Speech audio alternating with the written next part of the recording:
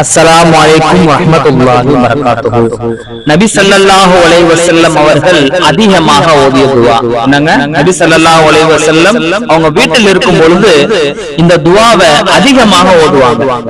என்ன துஆங்க? யா முகல்லிபல் குலூபி தப்பித் கல்பி அலா தீனி. யா முகல்லிபல் குலூபி தப்பித் கல்பி அலா தீனி.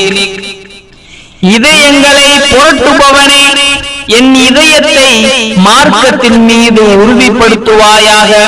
இந்த துஆவை அதிகமாக ஓதுவாங்க. அரபி தெரியாதவங்க தமிழ்ல கொடுக்கப்பட்டுள்ளது.